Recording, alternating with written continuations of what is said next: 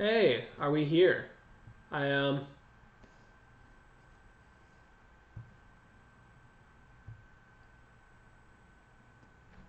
Are you around? Um, Sorry, there was like apparently a little like streaming error that it like reset my video and restarted the stream. I don't know if anybody's here or not. Um,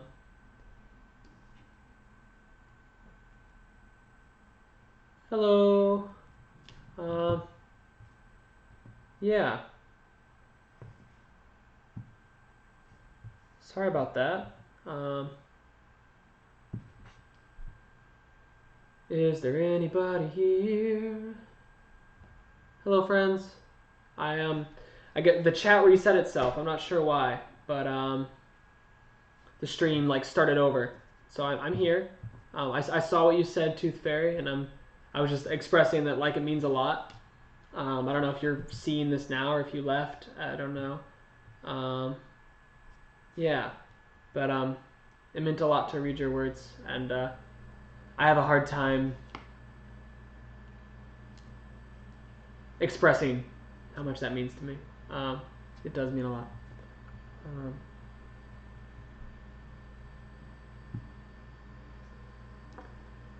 Hope you're there. I feel like I lost everybody after that little mishap there. Um, Hello, friends. Um, the stream went down for a second, so unfortunately.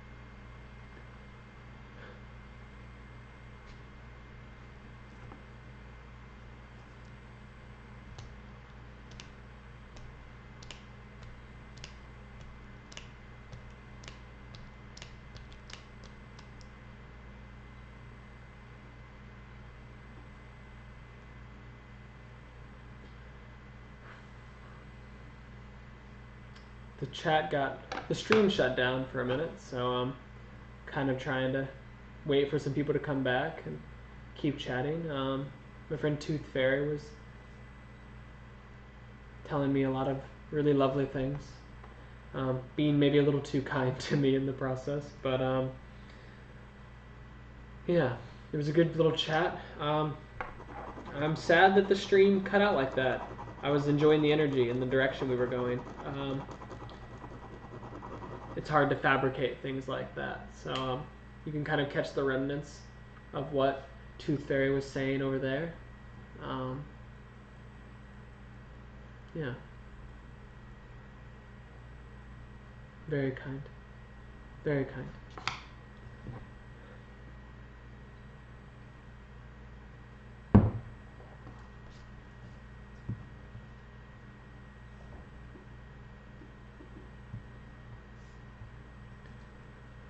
So, Dungeons and Dragons, exploration, social interaction, and creativity. Here we are. Um,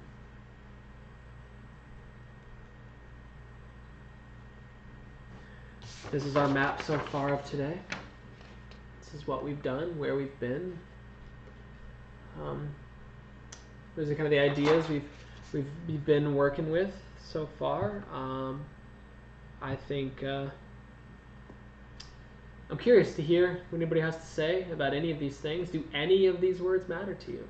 If they do, which ones? Why? How? All of that. We had a good little group of people in here, but the chat cut short, and so let's see.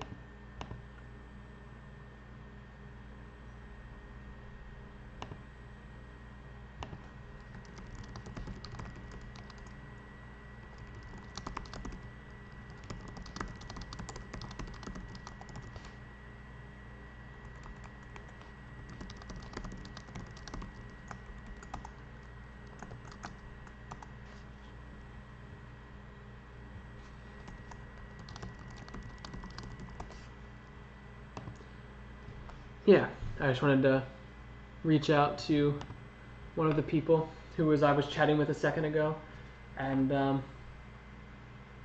yeah, say hey. It was a good little chat we were having, and I was sad that the stream cut out and I lost them for a second. But no worries. They'll do their thing and we'll keep going. Yeah, it's kind of gone a very interesting set of directions today. I'm curious to see where people could take it.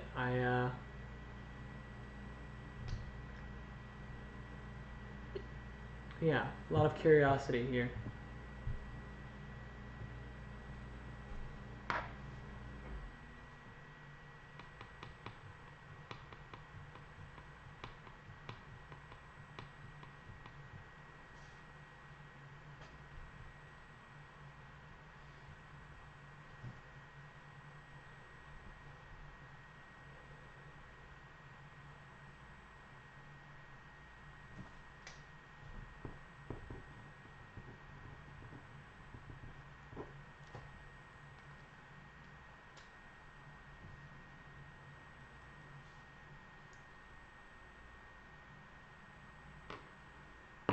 I don't know. Yeah, what happened? Yeah, the for some reason at 1 p.m. some days the chat just kind of cuts out and it resets my stream and it creates a new video chunk even if I don't turn off the stream.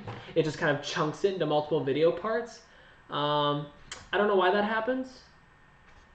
I don't know, but we're here now, and I'm sorry. I was really like having kind of a heartfelt moment with what you had said, and I was kind of like trying to express that it was hard for me to explain how I was feeling, how like it feels good to be appreciated, but it's hard to express appreciation in a meaningful way, and to feel that you were appreciating me and the energy I'm putting into this meant a lot. Yeah, technology, right, exactly. Yeah, that's general idea, was that technology happened, but we're here now. Do you like my new little technology chat box I've got over here?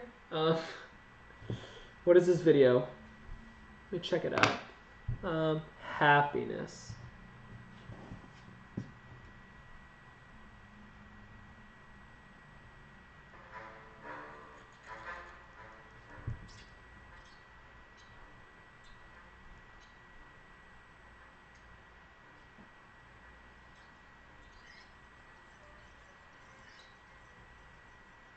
I'm watching your video now, obviously.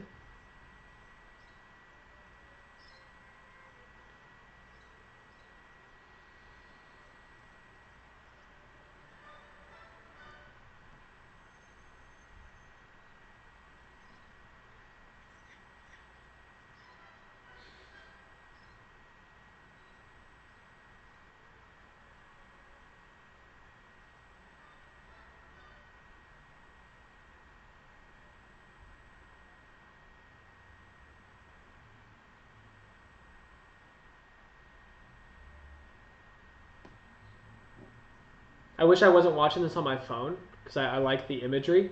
I wish I could see it a little bigger. Just the angles and all the different kinds of colors and the way like the rats are moving is really, really cool. Happiness, happiness, happiness.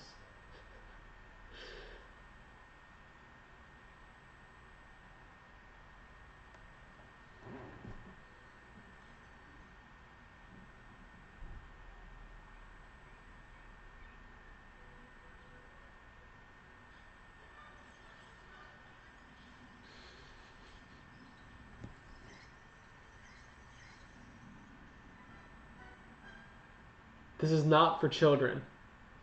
Hey, Skeletov. You can see what won for the day. I'll come back to the video in a minute.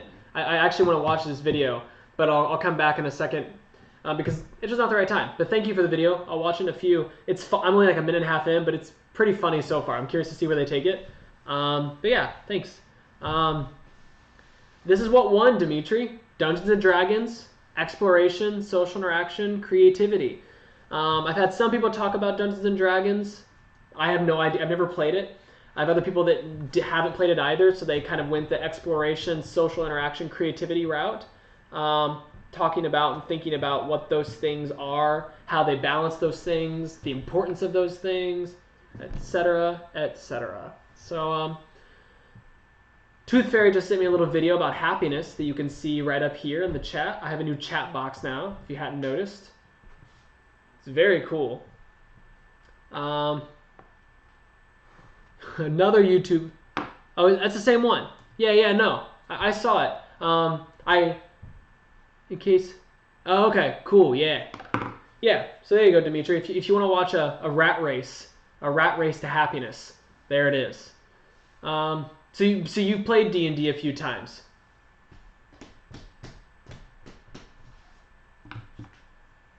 I had someone earlier tell me about their character and all kinds of things. It was interesting to hear about. I'm curious to see what your experience is.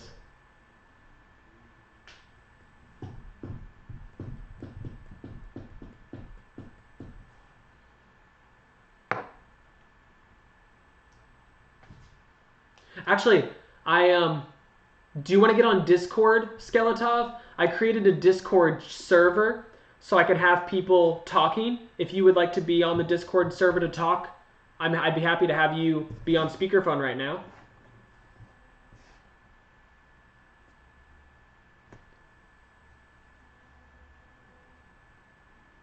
Okay, yeah. Whenever you're ready, you can hop on. It's just sharing element. Well, I'll just, yeah, see if I can find a link to it for you.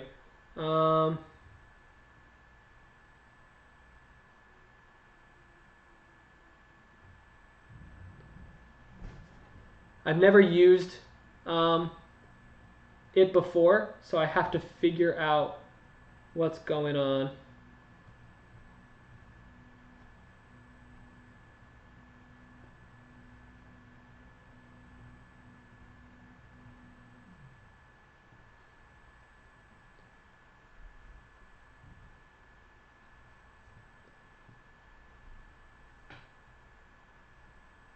Yeah, let me know when you're ready, and we can figure out how to make the Discord work so you can come in and talk. But I would love to hear what you have to say about all of that. That'd be great. Yeah, no worries, buddy. I know it's a little earlier over there in your part of the world. I mean, you're telling me a little bit about these experiences, Tooth Fairy, but like, if you don't want to give too much detail, totally cool. Do you feel like that do you feel this, or do you like?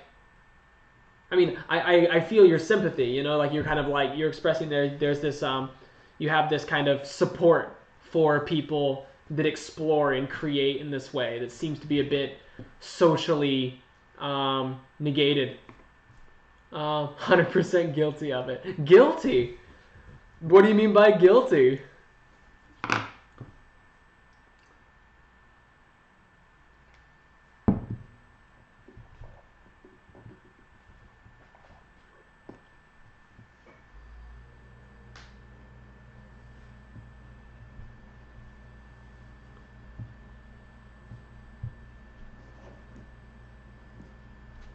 So I'm sure, I guess you could be guilty either way, so I'm just not sure which way that you think you're guilty of.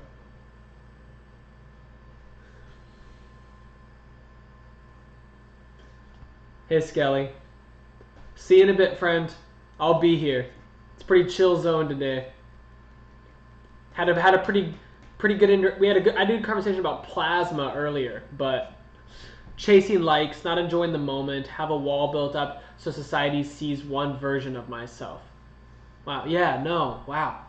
I mean, just putting it that way, putting it so bluntly, and that's like, and also kind of succumbing to the fact that like you participate in this, but also be able to put it in such terms that seem so harsh. Ugh, that's a lot.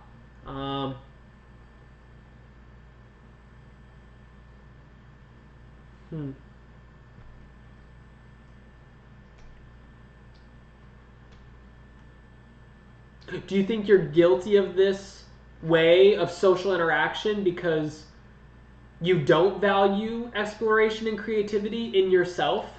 You know, is like a fear of your abilities to explore and create in the world around you that leads you to promote social interaction as the primary function of your like being? If I'm gonna put it that way, it's a little extreme to put it that way. We can start there, see how you feel, see what you think.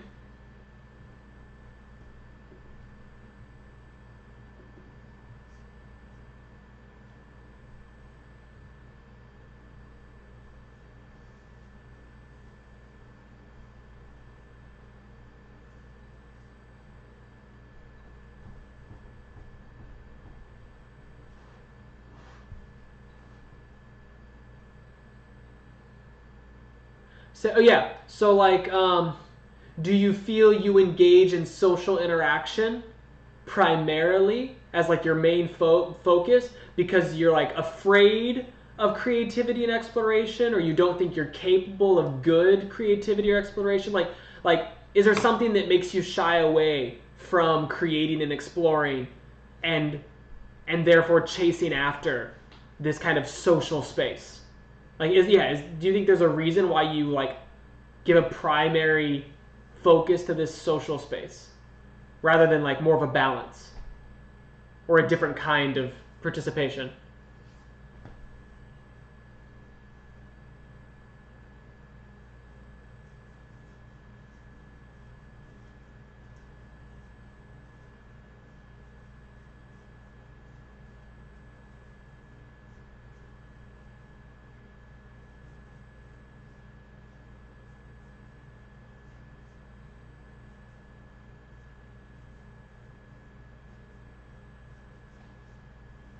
Yeah, no, it is. Yeah, very, very hard. Um, it's something I think about all the time. I have this silly little map here. I don't know if you can read this very well. Um, yeah, can you read that at all? Are those words visible to you?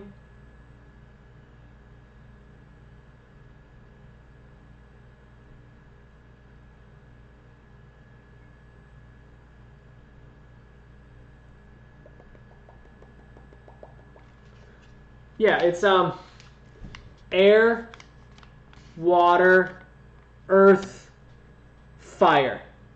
Yeah, and it's the four elements, but I take the four elements as a departure point for thinking about the relationship between some of these things. I've been thinking about this for a long time. Oddly enough, it just happens to fit with the topic of today. But that was not my doing. People voted me into this. They voted me into it. I was trapped by the Democratic Republic of Patreon. Uh, yeah, and so I think of air kind of as creativity. Air has this like creative energy. Fire as desire, a burning passion, an intensity. Earth as culture, as body, as history, as this nourishing soil. Just earth is that, and then water is people. Not like the video you sent me where all the rats were kind of one big glob. I tend to think of water because 1 plus 1 equals 1 in regards to water. Like a drop of water plus another drop of water makes just like a drop of water in your hands. Like water congeals in this way. And I think of social interaction as water, just kind of like we congeal to a space, we become part of it. But when you're water, you can't be fire or wind, you know? There's a process that's separate between those things. You can't be creative. You can't be wind when you're water. You can't be fire exploring the earth when you're water. Those are just different elements that serve different functions. And so often, because what you're saying is there's this like instigation to get caught up in the water, get caught up in the 1 + 1 = 1, become part of the unit, be in a place where you're supported in a way, like you just literally you're supported, because those other things, wind and fire and earth, they don't have the same body that water does. Water is very unique. I mean, they're all unique, but I think the fact that what we're talking about lends to so much attractiveness towards this idea of water is interesting to me. And like, because I engage in a lot of creative work, and so I have to engage with wind a lot and fire a lot, and that requires me to reflect on the earth, because I want to reflect on the culture I'm a part of and the art that's being made. And history and culture is what I consider to be the earth, the kind of the bedrock of how we interact, and like what we interact with, the history of anything, not just like school history, but just like the history of what happened on the internet last week, what the most famous content creators are doing. That's a part of the earth. That's a part of the nature of how we participate. Like, what did they do? I want to do that. That's so cool. Influencers, things like that. They're part of the earth. They're part of the lifeblood that make up the water. Because like ocean could cover the whole earth, right? But we had Pangea as this formation. As that formation spread apart into different continents, it shaped the way we viewed water. And water hits up against the earth, but earth has its own distinct shape because of what it is. And it separates itself from water due to its properties. And I don't know, yeah, I'm going on a tangent a little bit, but the basically what I guess in referencing the question I asked you, it's kind of finding ways to balance our passions, our fires, with our ability to be creative, the delicate transient sense of air. We can't see it, but we can feel it when it hits us, that kind of thing. And then earth being this thing we have to reference, this thing we have to use, this lifeblood. Fire travels across earth, right? Like you can't burn a fire otherwise. Not in my experience. I don't know how. You tell me.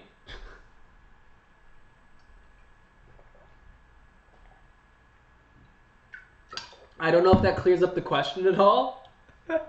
Or just makes this entirely worse for you. But yeah, you let me know. Did anything come out of that? Did that little monologue offer any kind of like reference for you to say anything that's meaningful to you? Yeah, sorry.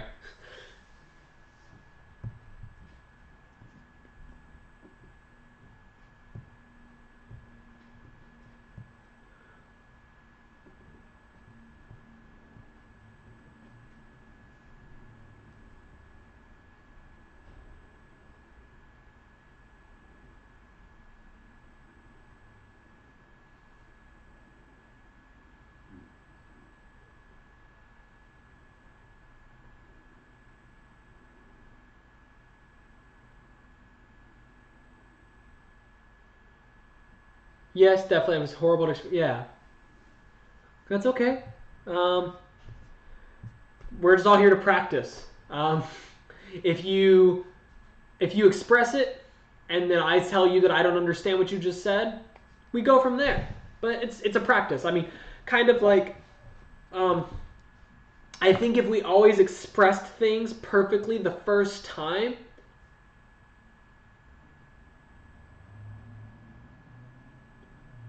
there's something that seems uncomfortable about that. Like Miles Davis, famous jazz trumpet player, very famous jazz trumpet player and composer. Someone once asked him how they could improvise like it as good as he does.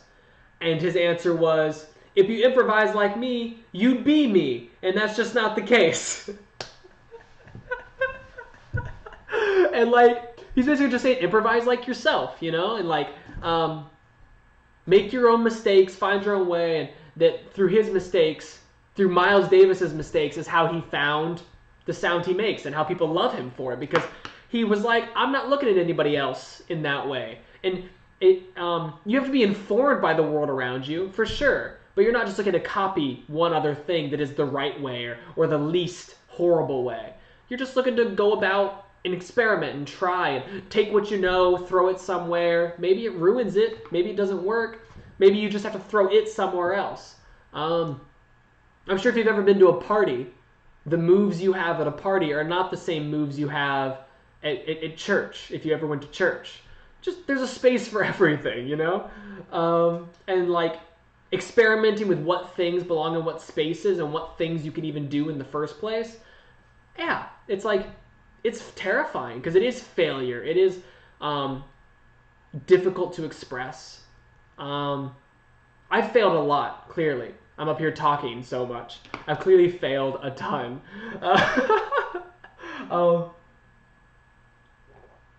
I was a teacher in schools for a little while. Like I've taught at a few like colleges as like an adjunct professor, teaching music. Nothing too smart, just music. It's like I'm not just music's what I got in me. And yeah, and I learned a lot from all of that. About just like engaging with people and sharing things with them and finding ways to express what could be important to them, what's important to me, and how to bridge that gap. But so all that's just, I guess, me being a cheerleader. Like, take your chance. Let me know what you're thinking. We'll go from there. If we get 2 or 3 tries in and you're not feeling it, another time.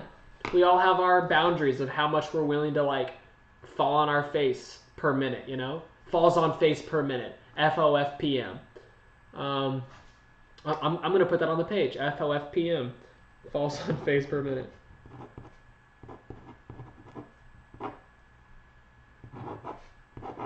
Very clever. Very clever stuff here.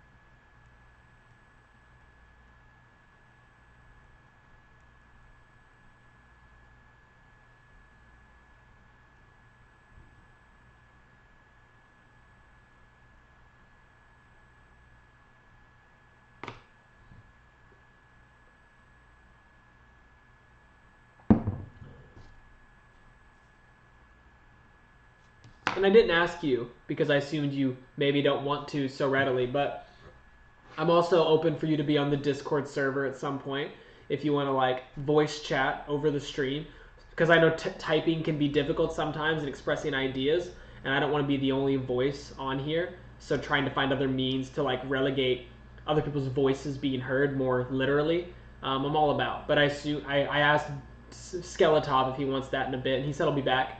But I didn't ask you because I made a bad assumption. I assumed that you wouldn't want to, but if you ever do want to, I'm down. If you ever want to like use your voice to express how you feel, I'm here for it. I would love to.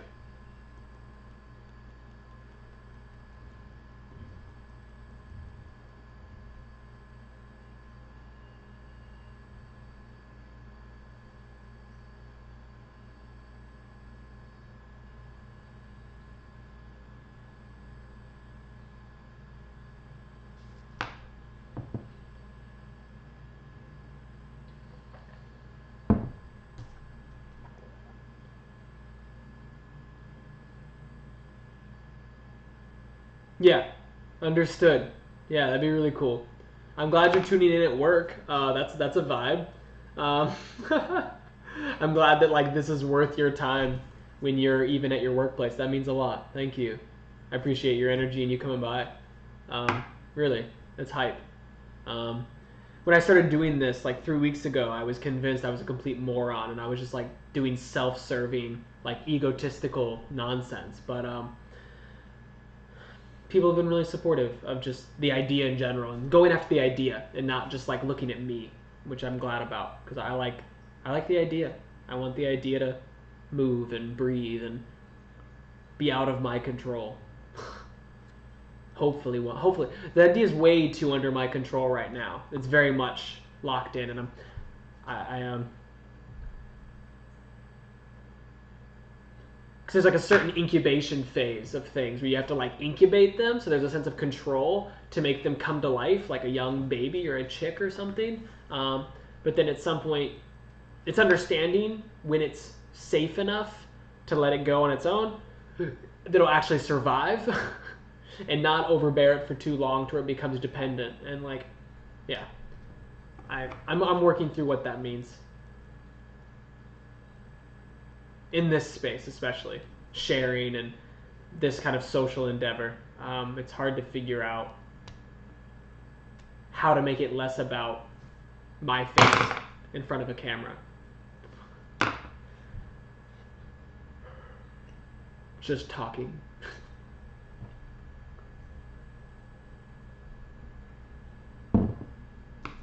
But yeah, definitely on a day off. That'd be really great. I'd love to hear anything.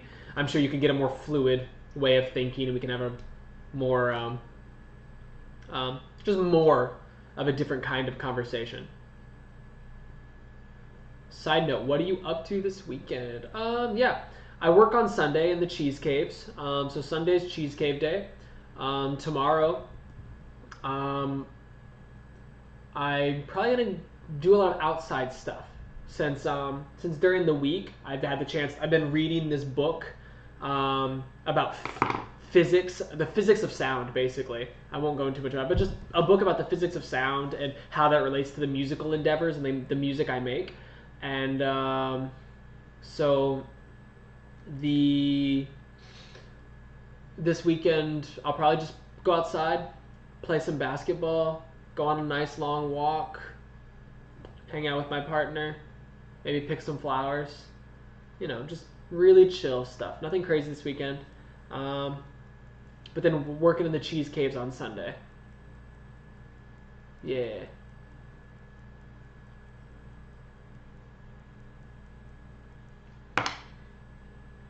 Yeah, I've been reading a lot of books and writing a lot of music and doing all the things I want to be doing since doing this project. So I've had a lot of time to nourish all of my like professional and creative energies pretty meaningfully to where I could actually take a day off. So I mean, as you saw, I kind of stumbled through what I'm going to do tomorrow because I don't know. Snowshoeing, yeah. Send some pictures along. That sounds like really beautiful fun. That'd be great. That'd be really great. I would love to see that. You can DM me here on Twitch, I guess. I guess you can send images through that. I don't know, but I would totally be down to see some. It'd be really beautiful.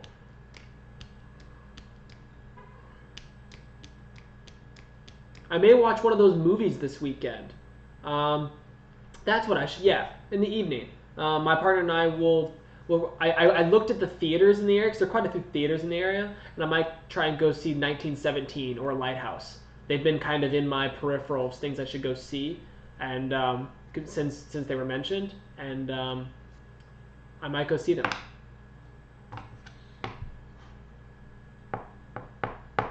I'll probably watch some kind of movie tomorrow night, even if it's like a movie at home.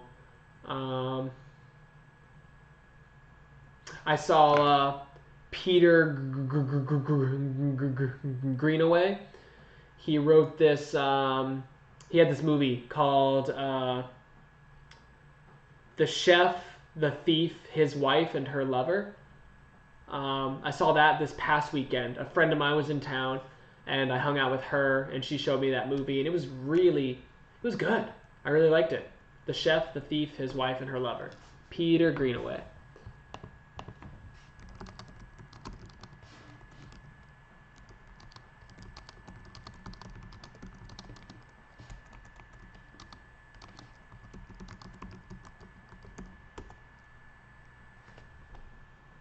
Yeah. Wasn't like my favorite movie ever. I have a certain, I got, yeah, but it's definitely worth seeing, I thought. I feel like this past year I've lost some of my creativity. I love photography and make videos and just got into a slump of not making anything. This year is to find that balance, yeah, of being able to create things without overwhelming myself or putting too much pressure for perfection. Yeah. Oh, yeah. No, that's great.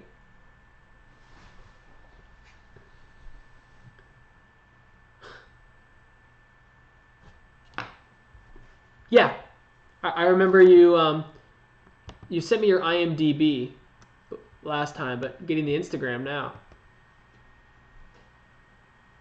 Do I need to have an Instagram to see it? No, I don't. Cool. Oh, nice. I'll take a look at more of these later. But wow, yeah, a lot of symmetry. Uh-huh.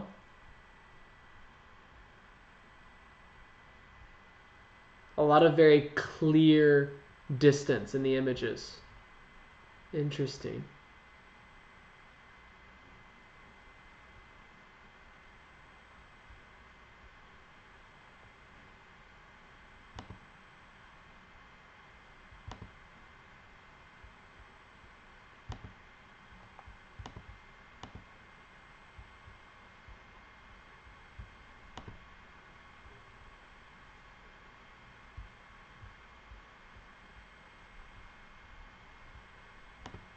I'm looking at them right now. Um,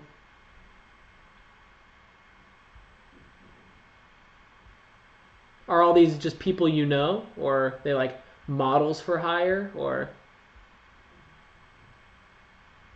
yeah, what kind of people are you taking pictures of, Tooth Fairy?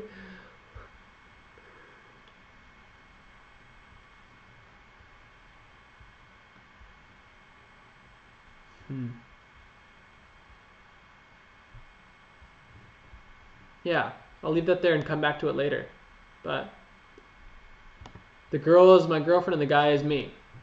It's all clear and connected. Yeah, there's definitely some other people. Cool. That's really great. Um, what do you think? Yeah, so like, I mean, it plays into like kind of what we're talking about, I guess. Like, what makes you feel like you got into a slump? Like, what kind of like lack of balance? What kind of yeah, that you talked about this overwhelming sensation, like, and then you talked about pressure for perfection. Ugh, yeah, that like creativity has this kind of moral kind of stance that just has like our own imposed intuition of morals of what we think the world should be, and then creating based on that, and then valuing our own ego based on those creations. And it's like it just topples, topples like crazy so fast. Um, I mean, I have my own ideas, my own tools, my own devices that I use to think about, to cultivate doing and being this way. But like, yeah, how do like, what are some of the things you're thinking about in going this direction?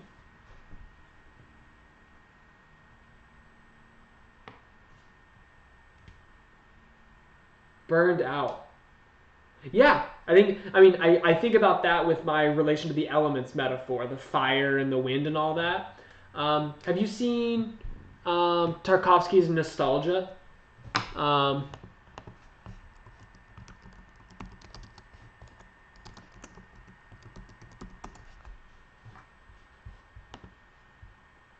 yeah, that movie changed my life. It's not considered his best work. That's usually reserved for like the earlier movies, the '70s movies. Um, but Nostalgia is one of the last movies he did, and it's not in Russian. It's in Italy, so it's yeah, just different language, different. It's yeah, so it's not considered like traditional Russian art film because of a lot of elements, but it blows my mind emotionally what he tapped into. And if you watch that movie, I won't tell you too much because I just want to let you see it. Pay attention to fire. That's all I can say. Just the relationship that fire takes on. Every little piece of fire that you see. If you see fire, pay attention to it. Pay attention to its relationship to the movie and like to the characters. That's all I could. That's all I'd be willing to give you. Just like fire. It's um, because this idea of being burned out that you mentioned, I think relates very much to this idea of desire and this idea of what feeds our desires. Because I feel like being burned out sometimes is a matter of having a desire that we no longer have like fuel to burn with. Yeah, check out the trailer. Do your thing.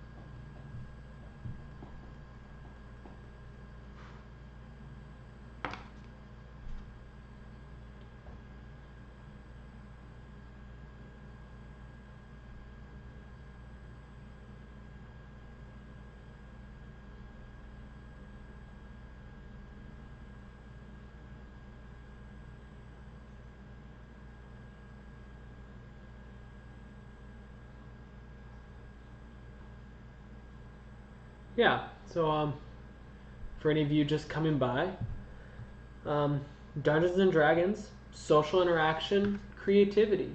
Do any of these words matter to you? It doesn't have to. I've never played Dungeons and Dragons, so the words don't immediately matter to me that much. But those other three words mean a lot to me, so I've talked a bit about them today with different people. And what about you? What you got? What you feeling? Um, where can I take you? Where have you gone? Where have you been? I want to know. Mostly because I like you.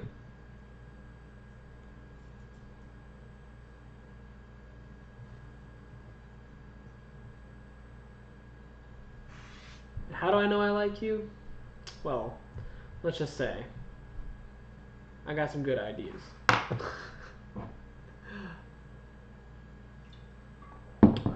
Yeah, and this is kind of what we've done today. For anybody who's stopping by, made a little map of the ideas people have talked about in relation to these words, any collection of them. There's a high degree of specificity that could be gotten from these words in a very specific conversation, and there's also a degree of flexibility that's more relatable to how a lot of people function in their daily lives. So take however you want. Be highly specific, open up, be more general. Whatever works for you. If you want to talk and chat, this is the place for you to do it. As far as if you want someone to actually talk back. But we'll also just listen. If you have just something you want to share, you don't really want feedback, you don't want any kind of discourse, you just want to like dump an experience, dump away. Let's do it. Totally down for that.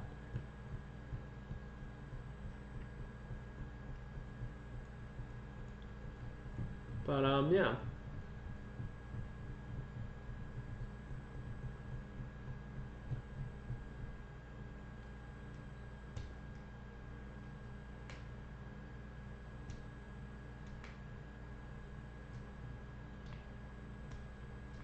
I am here to chat about any of those things, any of those words. Pick one of them. Pick all 5, any combination. There's 6 words there, 7 words, 2 ands, 6 different words, 7 total words. Wow, I'm very entertaining and entertained by all of this. I've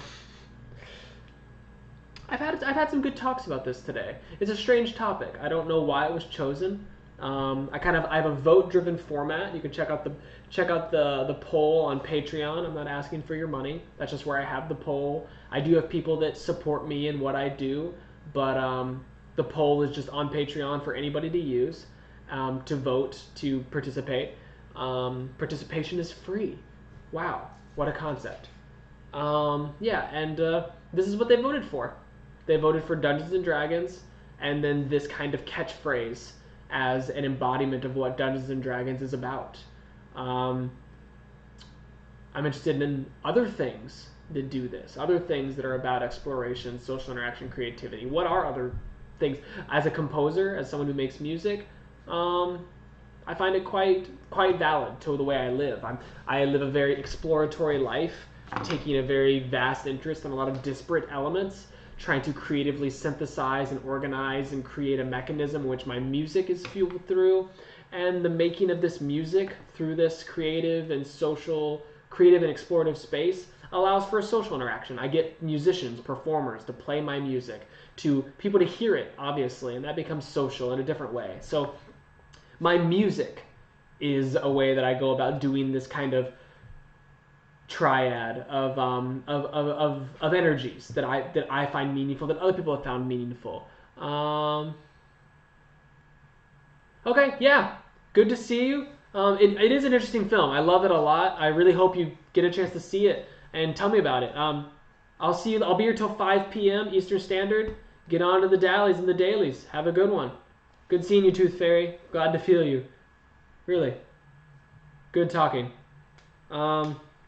Yeah, that's Tooth Fairy, MVP of the past 45 minutes or so. They've been here, having a good time. See ya. Showing me a lot of good energies, and I appreciate that. Yeah, so I'm just kind of here, wanting to talk about any of these things.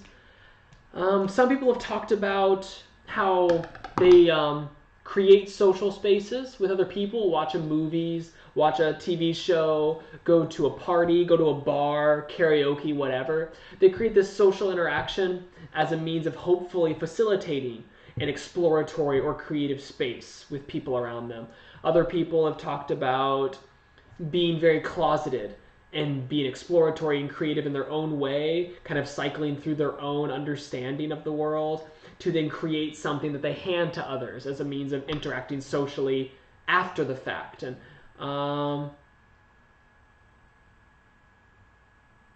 you're on your way to Whole Foods, man approaches you and asks you if you've seen his dog. What do you do? Well, short answer, you don't go to Whole Foods until you find the dog. Longer answer, your wife might divorce you.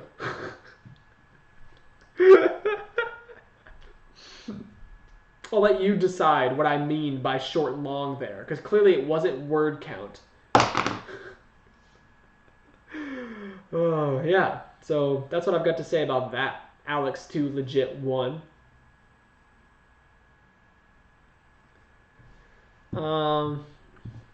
You're the first person who's given me an opportunity to be funny today. I don't feel like I've been that funny at all today, but you jumped in and the first thing you said let me be humorous and witty. I haven't engaged that much energy today. This is what we've been doing. I had one person this morning tell me about their Dungeons and Dragons character.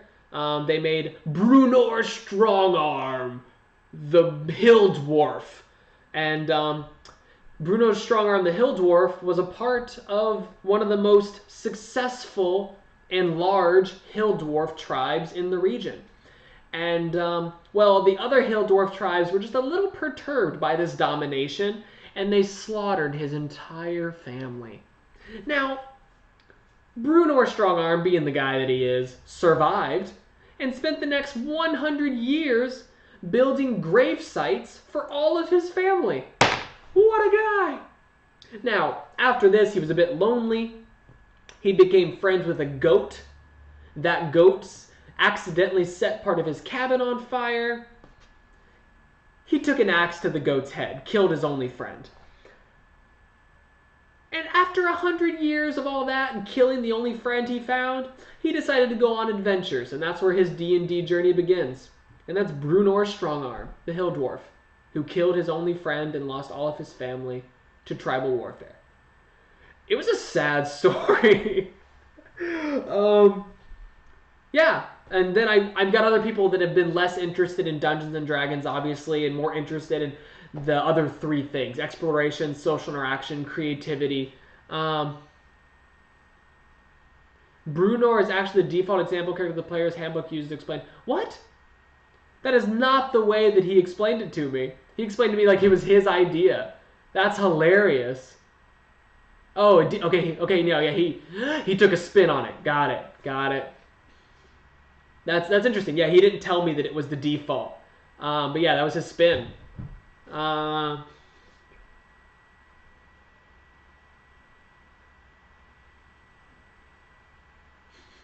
Yeah, it was interesting. And I've gotten a lot of other instigations today about exploration, social interaction, and creativity, how those things combat each other, how those things sometimes interact. Yeah, all kinds of things have happened. Same name and Hill Dwarf. Yeah, that makes sense to me. But just a different backstory, a little bit of a different backstory at least. Anybody tuning in? We're talking about some relationship between any of those words down there. If you're not a D&D person, well, no worries. That's not all we're here for. We're here because this was instigated by a poll that was voted on, and that voted poll decided that Dungeons and Dragons was a way to talk about exploration, social interaction, and creativity as a meaningful place that all those things coincided. Anything do that for you? If so, let me know, because I'm interested. Duh.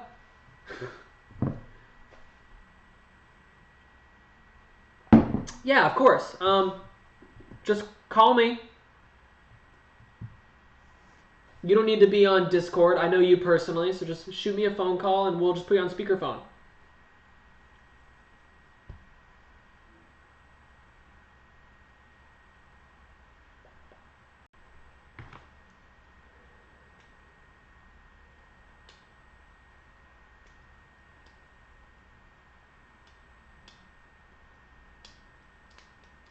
Yeah, so call me whenever in the next few minutes. However long you can stay is cool.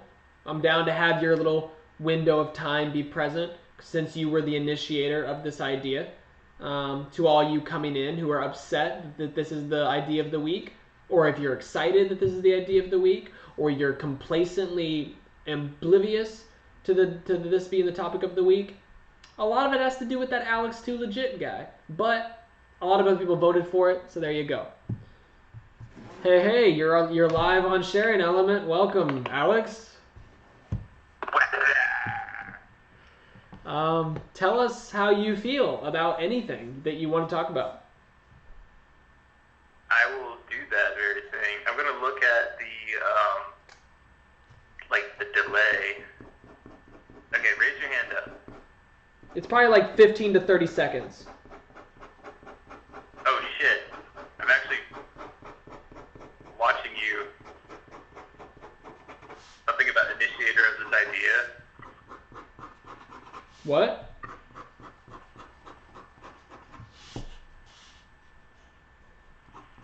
Alex, we got 3 viewers. We can't have you dilly-dallying. You got to get to the point. What do you want, boy? Okay, yeah. I'm not going to watch the Twitch stream because it's clearly a bit delayed.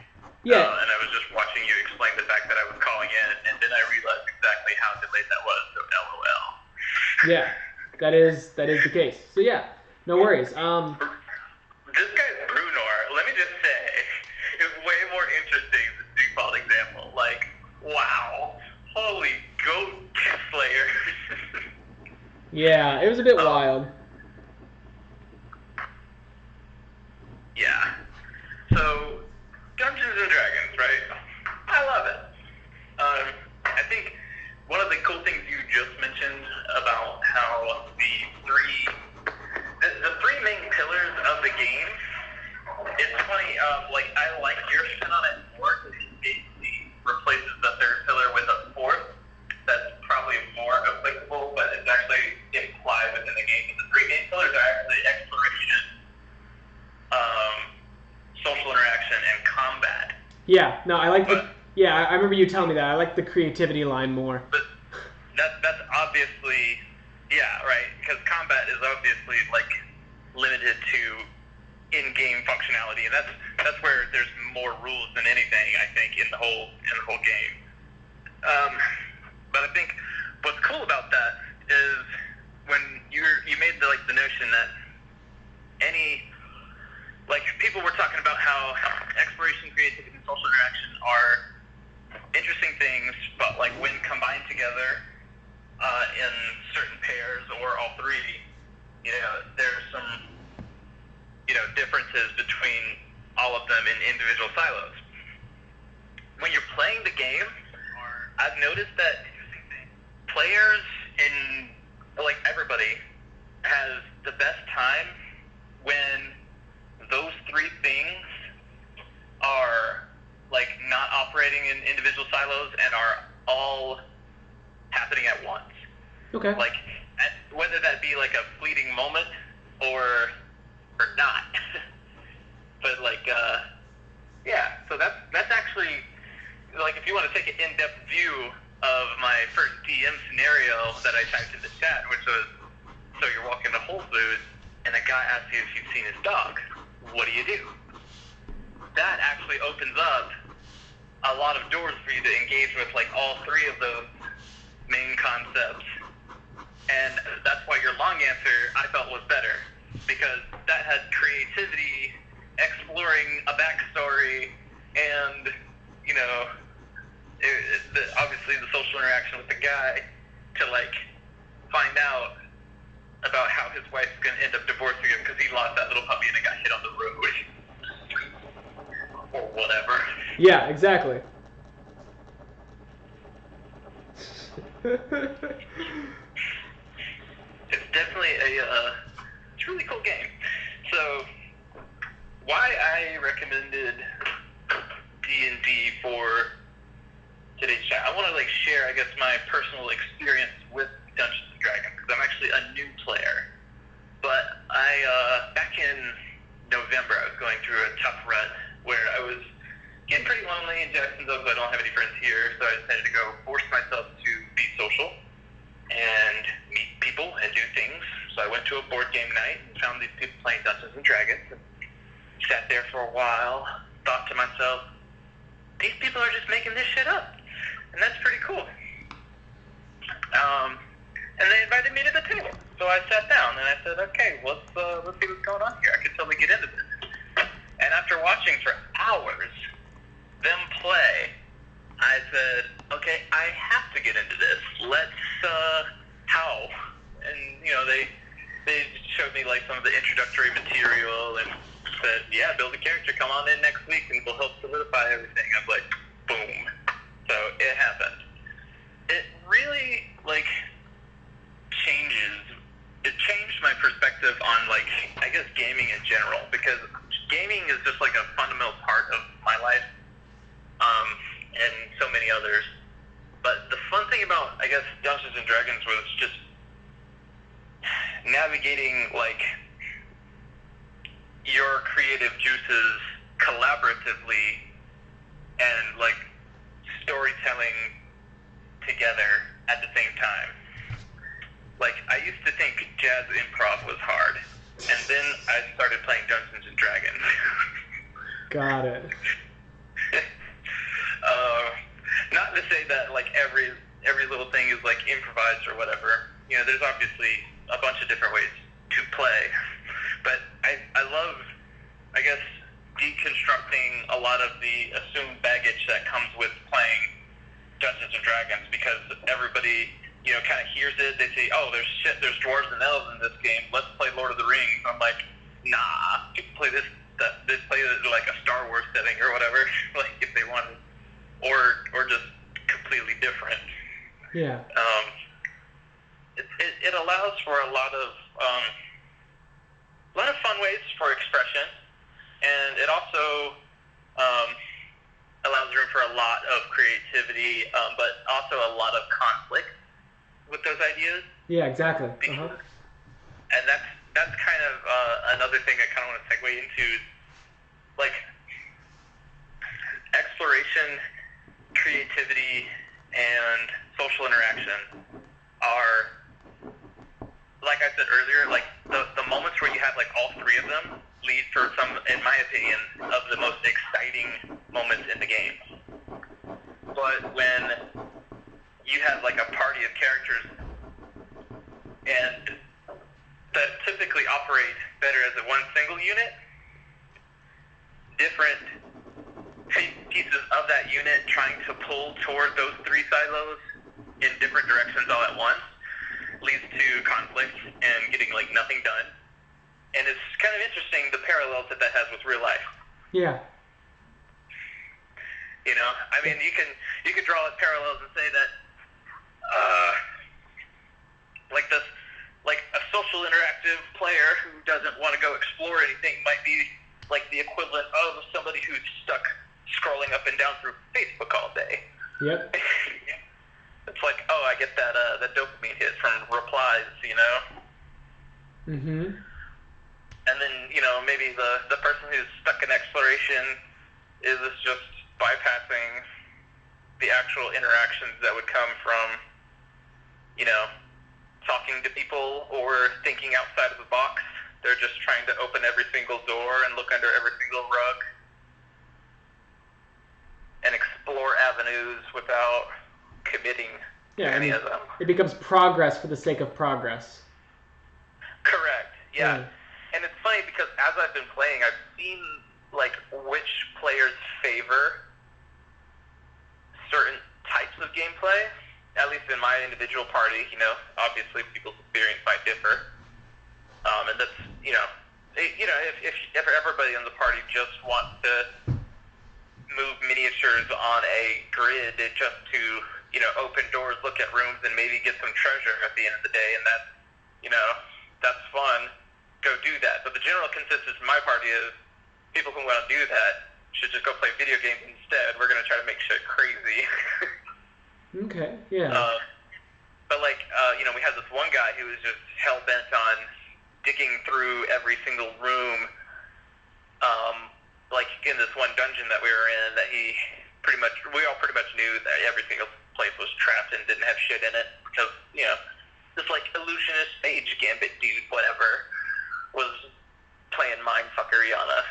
So, it was really kind of a drag, and I just noticed how like all the real life players were just like, come on, Jeff. And I'm like, Jeff has commitment issues, doesn't he? But, I don't know. Yeah, so... Calling out Jeff on the internet. Calling out Jeff on the internet. Calling out Jeff on the fucking internet. I hope he's not one of those other people watching. It's okay, Jeff. We're here to learn.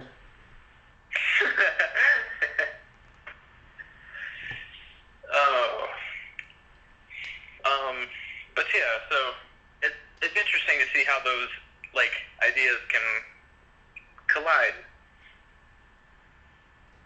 I probably scared away all of your listeners. No, don't worry about it. No, I don't care if people are here or not for certain aspects. It's really yeah. There's a lot of different reasons why we would or wouldn't be talking a certain way. So you're good. No, keep going. You were on a roll there. Oh, okay. Well, um, so I mean, yeah. I mean, I'd love to just, I guess, tell you about what our campaign is and what we've been doing, but that's more. I think we're more interested in the meta game than we are the actual game. For right now, yeah. Like there's this kind of instigation of like your platform is one of showing people what's been meaningful about it. Um, yeah, and whatever path you think that takes is that's up to you, not me. Definitely. Um, it feels like when playing, you get like you build relationships with people. I mean, if you want to. I don't know. At least in my experience, I've built relationships with these people where we kind of exist in this own little reality outside of reality, whatever that means, right? We'll just stipulate that for a moment. Yeah. And it, we're all more or less like on the same page, and we have like just this driving goal. Because when you're just like a part of something that's bigger than yourself, you're not just doing something for yourself, you're doing something for a collective. It feels rewarding in a sense, at least it does for me. So like it was 2 or 3 Wednesdays ago, because we play on Wednesdays, we finished the session, and mind you, we play from like 6 to 10 every Wednesday, and that's just the scheduled time. Usually we start at like 5:45 and go till 11, when the store actually closes. After, it was like 11 o'clock when the game wrapped up, and our party, like in real life, we have, me, I think I'm the youngest person there, my friend Richter, Jason, and Jeff, and then Nick and Erica are a couple, and then Matt is the dungeon master. And Nick and Erica, like literally, they just had a baby, and they're like bringing this newborn baby into the game, like I'm like, is that baby inoculating or whatever? I was like, then I did research, I was like, oh, that was an ignorant question. Obviously, I didn't ask for that. Anyways, move on.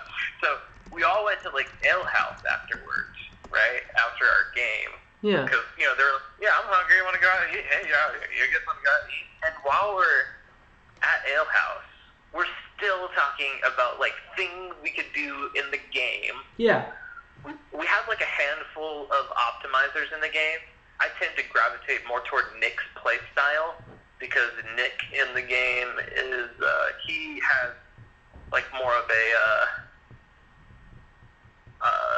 like, I want to do cool shit mentality, and less about, like being so deep into the rules as written, bookwormy bullshit of it all, right? Yeah.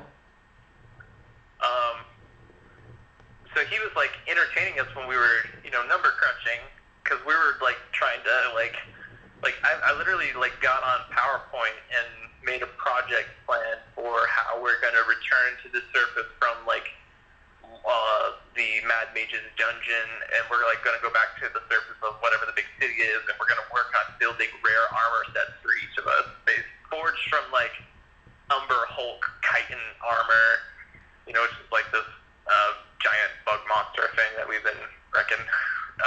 Anyways, it was just so fun. I mean, just to sit around and like, talk about this shit like it was for real, and like plan it out and reward our own selves in this way. Yeah. Because it's not as much as like people say, you don't really get a feel for what is doable in the game until you play it, I think. Because outside looking in, it's easy to just be like, oh yeah, there's a set of rules, they're really strict, you have to abide by them. It's like, no, honestly, like, I taught Nick and Cammy how to play in, like an hour, and we did like a demo, and it's just like, oh yeah, use a role, like, it's infinitely easier being a player in a world than a facilitator of worlds. Okay. And no, that's interesting. Interesting dynamic, yeah. Yeah. What? No, that's interesting. Yeah, I like that part. I think is something people can go with. Like, what does it mean to be a part of something rather than like organize something? And we talked about that a bit last week when we talked about spaces a bit, because now you're getting into the conversation of space. But yeah, yeah, it's So you've seen you're doing all of this as a means of facilitating certain ways of exploring and interacting socially and being creative in ways that you find meaningful to your life, right?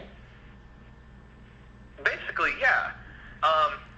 Like I'll go over like my two D&D experiences in a nutshell. Not like individualized like experiences of like times playing, but I mean like in general, I played two campaigns. Let's put it that way. I played the campaign with my crew who introduced me to it and who I'm playing with regularly on Wednesdays. And then the other time, I flipped roles from being a player to being the dungeon master for Nick, Cammy, Bradley, and Daniel Quirk over Christmas. We had a blast playing. Yeah. It was just so fun. But for Nick and Cammy's game, and let me talk more about that dynamic, right? The difference between the player and the dungeon master and what they do. The dungeon master has a lot more responsibilities because they're like a facilitator of worlds. There's this running joke that they're like cruel gods of games. Those kind of dungeon masters are terrible to play with. Don't play with those people who are just like, oh, I'm out to kill you.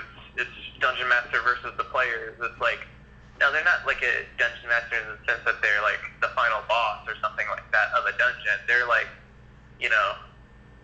they basically play God, but in so far as like describing situations, moving through a story, building a world, I think, or adapting a world. It's interesting. And I think we definitely understand. It's kind of in that relationship, you've talked a bit about being entrenched in a world and having to respond to that. It'd be curious to hear about your relationship to facilitating a space. Like, what kind of things are you looking for when you are trying to allow for exploration, social interaction, creativity? What kind of things are you trying to shy away from? How do you go about doing that?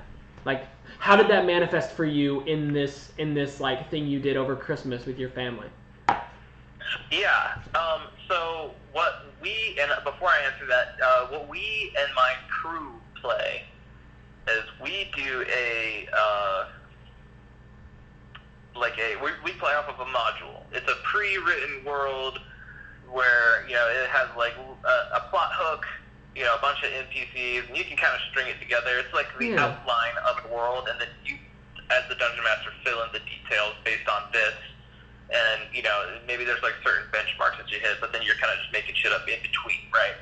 As opposed to building your entire imagination, like building your entire world based off your imagination and pulling it from multiple sources. This is just like, here's a module for X amount of dollars, and then read up on it, take your players through it, have a great time, that kind of thing. What I did with Nick and Cammy and with Bradley and Dan is I decided to take them through a demo, right? So I said, let's just take a world, a fantasy setting that I know we're all familiar with, and we'll just do a spin-off of it and run from there, right? Because I was like, let's just do a demo mode. But by the time we got into it, there was no need for the demo. It was like, okay, they're just ready to play. So I've had like 4 sessions with them, and Nick and Cammy have been present for each one. But all that to say is, like, what we did was I adapted the world from Skyrim. Yeah. And I just made up a story that was like post Skyrim. And like the goal of, I guess, this, like the things that I wanted in this world, and that I knew that they were looking for an experience. I wanted to show them a good time, right? Mm-hmm. So I'm like helping them build the characters, making the character sheets, having them create backstories and everything like that, and trying to basically consider those 3 pillars as we went through, and tried to basically, as we proceeded through the game, use time in order to gauge how to balance the 3 until I got a taste for what they liked. And then I tried to, rebalance instead of just balancing it evenly, trying to curate that to their tastes, right? Yeah. maybe they like getting into combat situations and just, like Nick, Nick being Nick, he like fucking, threw his dagger into a bandit's chest and then got up close and then sliced his like chest open or something like that, and tore his neck out and drank his blood and felt like a warlord or whatever. And he was like making us all fucking laugh our ass off as he was describing this death scene. Of course, yeah. And like allowing him for a space to do that. So I would do shit like, alright, now roll for damage. He would roll for damage. It would be enough to take his HP down to 0, or the enemy's HP down to 0. And I'm like, okay, now describe your finishing blow. And he's just like, and it was so funny. Yeah, no, that's great. That's so good. But at the same time, I don't want to just hand it to all of them, right?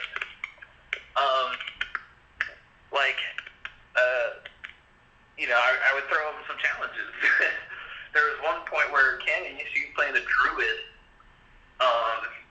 and she, they basically were like delving through this dungeon, and they had to like lower themselves into this like chamber pit to like fight with this Drider, which is like a human spider kind of thing. And Cammy was like bringing Nick and Bradley back to life and shit. So like she felt like a champ for that. I was like, I knew if I'm going to see if she makes the right decision here, but she could either try to go heal this person or keep trying to use her attack. And I don't know what the right answer is, but we'll see what she comes up with. And she had a moment where she saved the day, and that was really rewarding. But on the exploration front, we had this. I presented them with a puzzle, and I straight up just ripped it off of Skyrim, right?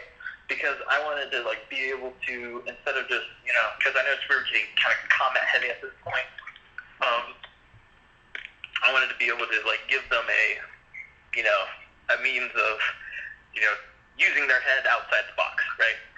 So I would present them with like these obstacles, not knowing honestly what the answers were for how to like get through the obstacles, but seeing where their brains went and how they rolled, and it was just great. I was like, that's very rewarding.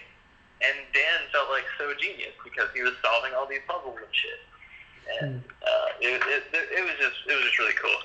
Bradley's character was just hilarious, right? Because Bradley was playing like a Dragonborn. Ironically, it's a race that's not related to Skyrim.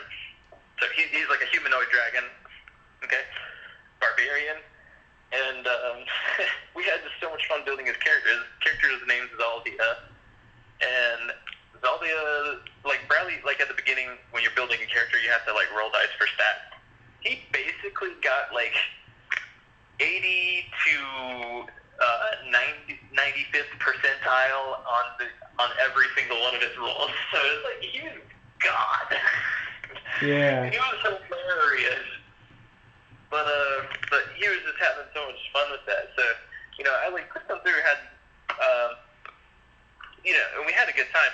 But like I guess to facilitate that, I kept running into the challenge of like, okay, what's next? How can I make it, fun for them, where they can feel like they're exploring stuff? So I took like a roll of wrapping paper,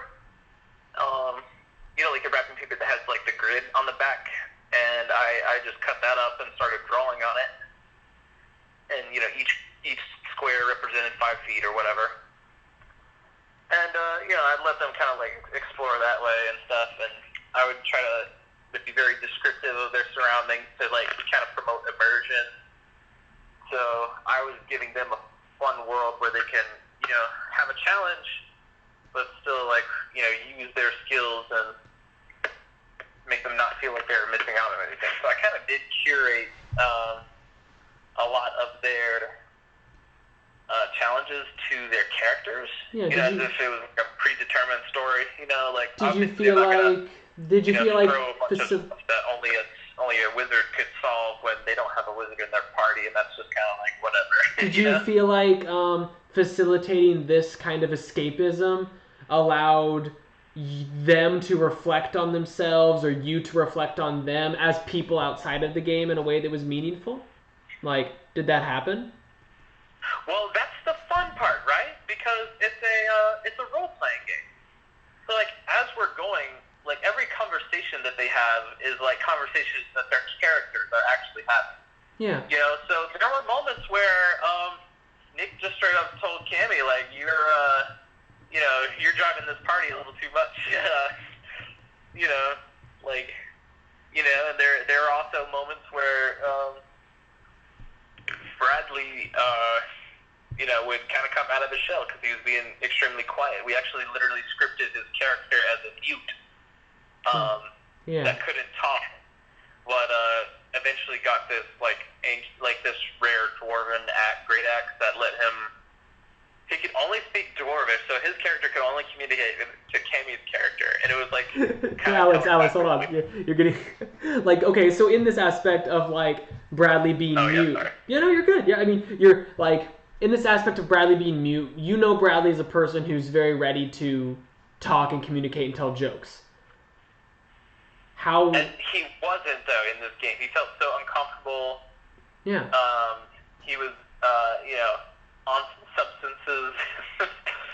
And I don't know, at the time, I think, and he just did not feel like readily available, I guess, to be there. But when he started seeing like that, hey, I can step up and be the hero, I felt like that, at least in the game. I don't know how much, obviously a lot of the fun juices have kind of evaporated since we've played.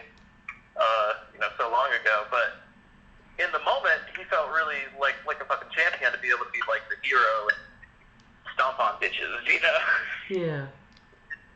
That makes but sense. I said it back to you, I guess. Like, I mean, the anecdotes are great. Like, it's good to get someone really giving a world into like what it is they're doing, very like directly. But like, how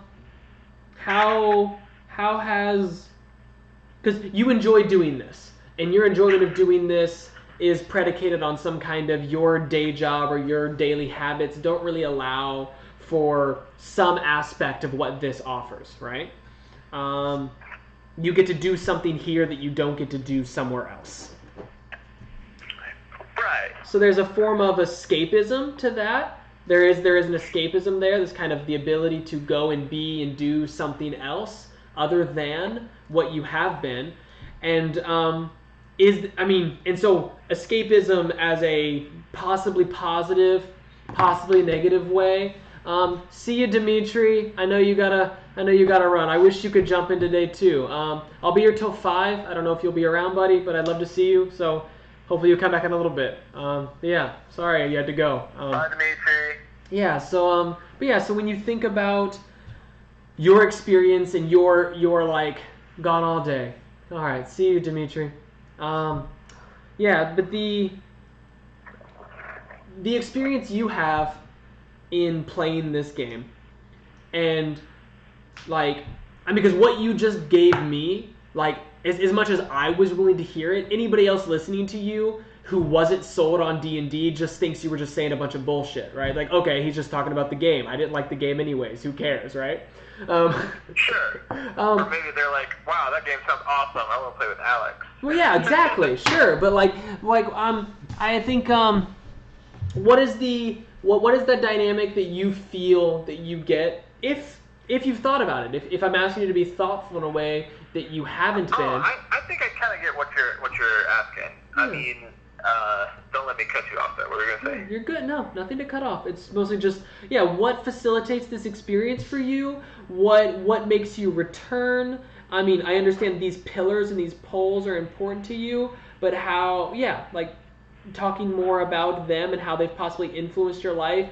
Because they are just nice keywords. They are just very much SPCA, lost puppy words, like protect the kids, save your family. There was hurricane disasters, give us your money. It has that air to it, this emptiness. It's like kind of like, it sounds good, but what does it really do? Am I just going to walk away after this commercial when I tear up a bit and not feel anything and not care about all the puppies that are dying in pounds? What kind of activism does this put into your body? Like, what kind of activism does this activity put into your life when you leave after Wednesday? Sure, you get excited when you're with that crew at the local restaurant later that evening, and you guys get to keep on going on about this, and as long as you're in the space, it's exciting. But in what ways has this impacted your life outside? Is that an important question? Am I being aggressive and violent by asking you if it's important in the outside world? Does it have to be? These are all things that you can answer however you'd like. Does it have to be? No. Is it for some people? Yes. Is it for me? I'm not 100% sure. Is it bad if it is something for me outside of my life? That is a question that I kind of ask because there's kind of this stigmatization to being obsessed with fantasy in general. Because it's like, get your head out of the closet, loser kind of vibe. But at the same time, a lot of people build lives based on it. Like, some people just love anime, right? And they're the anime person 24/7. So, when we're talking about a game that I spend, 5 hours a week playing, I easily feel more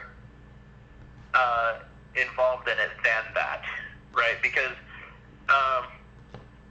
sometimes, I guess, and that's kind of limited so far, to my interaction with the rest of my team outside of it.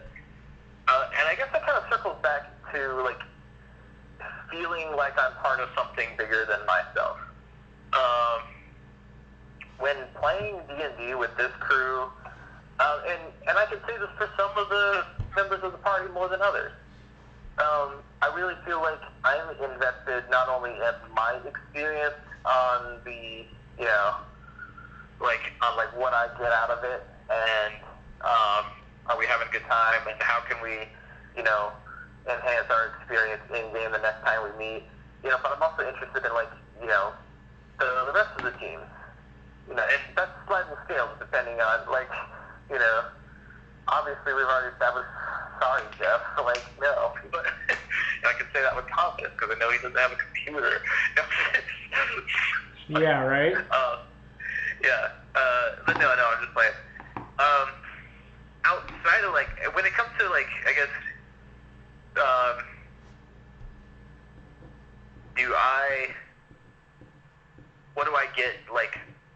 what do I get outside of the game from playing this game, basically? And is it escapism, or what does that mean? Is that a good or bad thing? Is it escapism? I mean, I think every form of gaming is a form of escapism, but at the same time, it's questionable. I feel like that's a trap question, honestly. Why? Because it kind of runs into this idea that, by going somewhere, you're running from something else. When that might not be in the mind of the traveler, right? So I'm not going to play D&D necessarily because I'm dissatisfied with my reality, which I wish to escape from. But at the same time, am I trying to escape to a fantasy world? I wouldn't even necessarily frame it like that. I've actually built the character in my session with my main crew that I would play with regularly. I built my character as much off of me as a person as I possibly could. I mean, and I'll kind of give you, I could throw some stats at you and you'd be like, okay, yeah, probably. Obviously, charisma is my primary stat.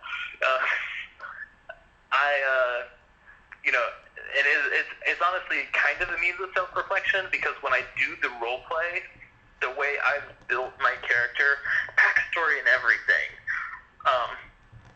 I try to basically make it so that when I role play, I would not have to consider anything more than what I have to do, right? Because some players, there's a plurality variety of ways to choose what kind of character you want to go into a campaign with. Some people just do it totally randomly. And it might be like, oh, hold on 1 second. I like this. You do that? You can see the conversation on Twitch right now. Are you saying AJ? Yeah. Oh, okay. Cool. Have you? Do you need the bathroom? Okay. Anyways, I was saying, yeah, there's a multitude of different ways people can go about choosing a character, right? Sometimes people might jump in and say, oh, I want to play, a fighter, and he's gonna be like a drunk ex-pirate. That's obviously not a very relatable character for the average person, even though it might be for, some people, I guess. What about ex-pirates? What about whatever. you? All that to say, part of my going into the game and having those social interactions through my character is like a fun way of self-expression, right? Because I've built my character as a half-elf bard who plays guitar and piano and melodica. LOL. And for all the viewers who don't know, I do all those things, and and I'm like the jack of all trades, not master of any, but loves being supportive in the group and kind of like I can fit whatever role I need to fit, and it's just it's fun that way. I kind of lost where I was going with that, but did you have a question? Yeah, the question is, it's about escapism, and escapism not necessarily as a negative thing, just the fact that, because the person who spoke earlier, they spoke about their Brunor Strongarm, and they said in real life, every day, they're a very thoughtful person who's very tied to being very specific with their actions, being very on the correct side of things, being very sensitive and kind of detail-oriented. So in the game, as Brunor Strongarm, they're a bit of an oaf. They're a bit naive. They're a bit of a doofus. They're allowed to be clumsy.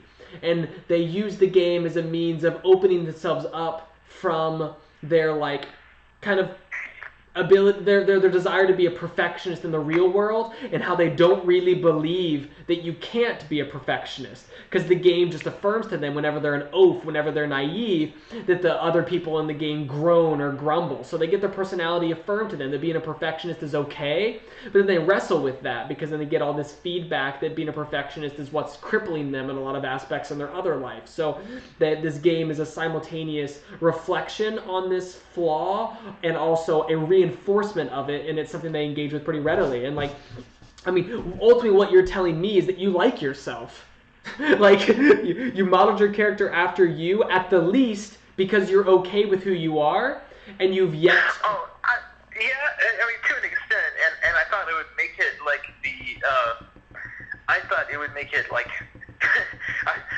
I think you're kind of giving me a little more credit than what's actually due, because most people's first characters die rather quickly.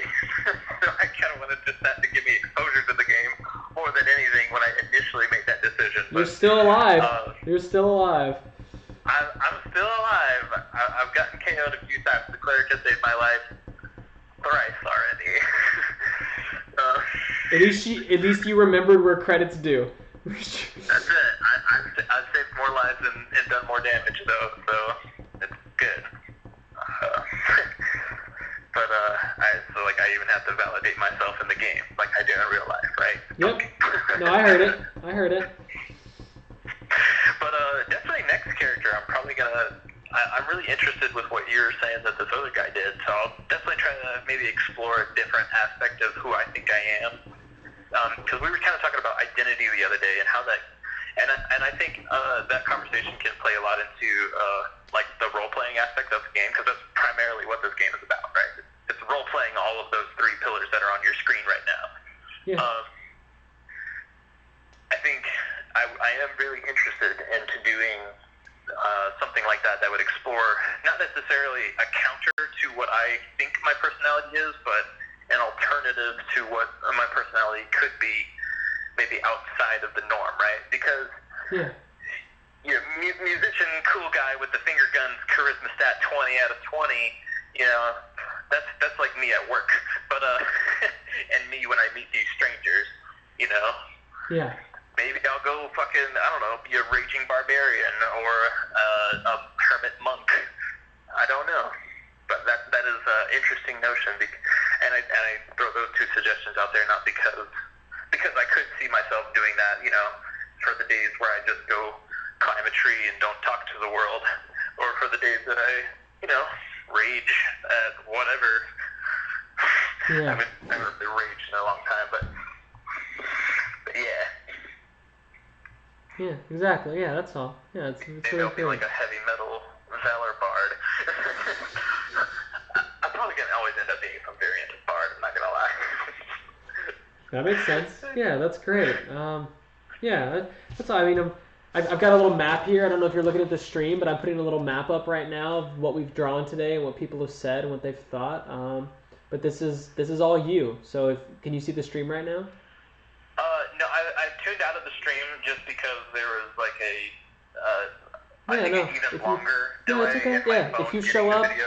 yeah, we hang up. Go ahead and hang up on me, and I've got this picture of map up here showing kind of what's happened today, and you can kind of see what people have said. So it was good talking to you, buddy. I love you. I'm gonna probably hop back to work after that too, so I'm gonna check that out. Yeah, I'm just holding it here. So type something in the chat to let me know you saw it. Alright, everybody else, just remember single payer healthcare is the way to go. Threw a wrench into shit. That's next week's subject when I get voted on. It's boom, dystrophy. Love you. Bye. Yeah, so here we have the map of what we've done today.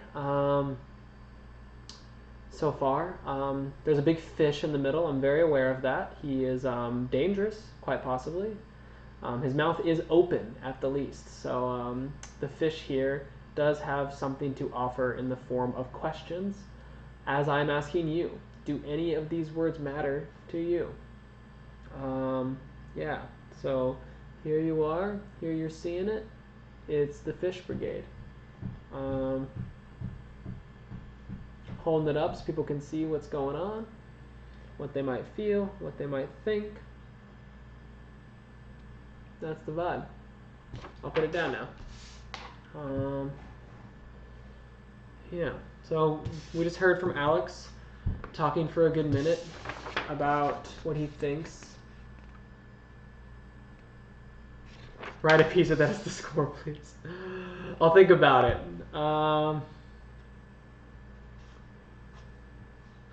Yeah, so we just got an insight into what someone cares about. I mean, he was just talking for like 45 minutes straight. I interjected a few times, but most of that was really just Alex going off about his passion, his care, his interest in this space. So we just got done hearing Love and Peace. Just got done hearing Alex talk about his life with Dungeons and Dragons and how that led him to exploration, social interaction, and creativity as important pillars of development in his personal life and otherwise, and just why those things matter to him. And do they matter to you? If so, what way? Maybe not Dungeons and Dragons, maybe other ways. Maybe Dungeons and Dragons and not those things. I don't know. Do any of these words matter to you? That's what I'm curious about. That's what I want to know. Yeah, I'm kind of got about 2 hours left here. We're going to be done at 5 o'clock today. So anybody that's got anything they want to share about these ideas, or wondering what the hell I'm even doing here, making this day of sharing project and what's going on, hit me up. Ask me questions. If you don't want to talk to me, scroll down the Twitch, hit up the Patreon, just read there. You don't have to pay for anything to read what it's about. It's just info about what's going on and what I'm trying to do. Yeah, the world is yours. If you've got enough time to sit on the internet to check out my stuff, ask me a question. Ask me a question about these things. Ask me a question about anything else. I'm sure we'll get around to something that's meaningful to one or both of us. I believe that for sure. For the second, I think I'm going to go pee. I need to go to the bathroom. Just a good old number one in my life. So I'll be right back. We'll see what you have to say.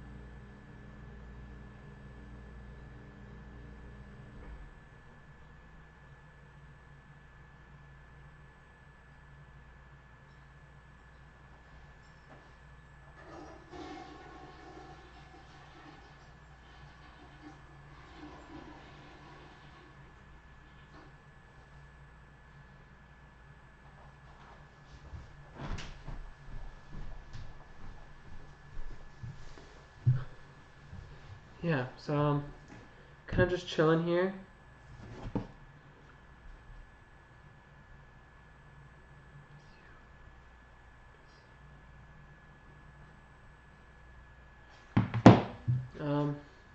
Yeah.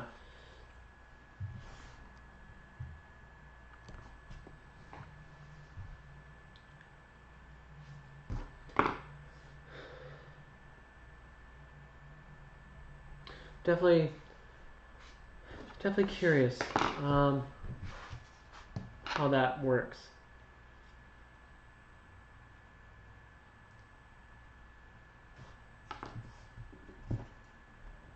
Just thinking a lot about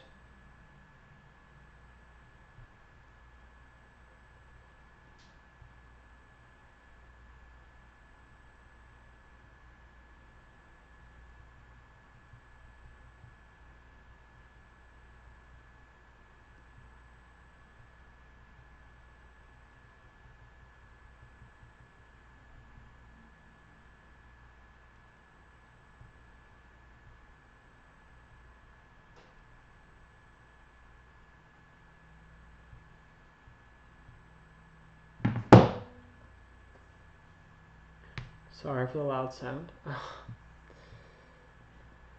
Yeah. I'm curious. I curious to hear people's feelings about any of these things. Any of those words. Let me know. Hit me up. Um,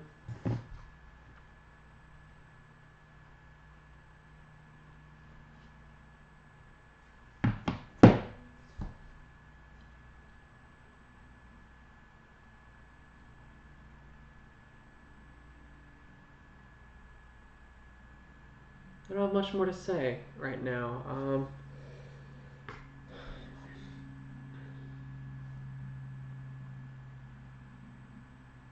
I've gotten a lot of kind of small, like I'm reading this map of what I've gotten today. I know there's a big fish on there. I did draw a big fish in the space around where I was writing words, but I don't know if some of that's readable, but you can ask questions if you want to know what the hell I'm writing about.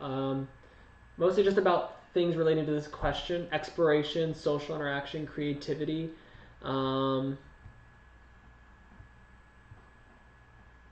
Yeah.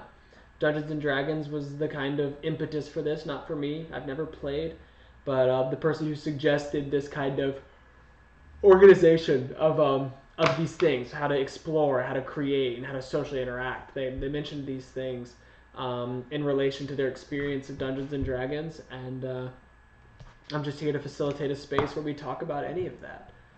Either Dungeons and Dragons or your experience of organizing that kind of triad of energies, how they've been important to you, ways they haven't been, or how you think they are or aren't related. How dare you put them in quotations together? You're a monster. They don't belong that way. Yeah, so whatever you think. I'm here.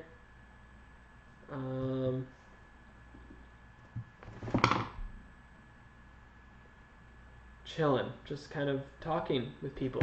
I'll be here till 5 p.m. If you really want to come back in the next 2 hours. If you really gotta go, I understand. I get it. We're all busy. We got things to do. Yeah.